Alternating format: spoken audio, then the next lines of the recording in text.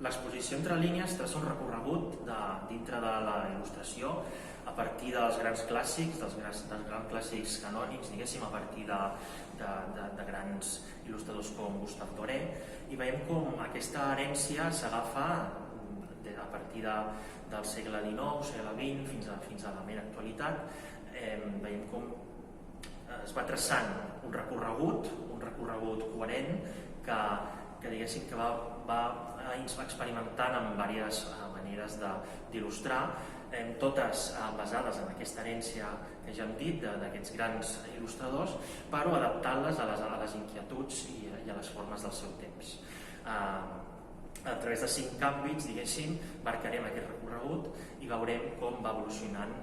aquesta il·lustració fins al dia d'avui.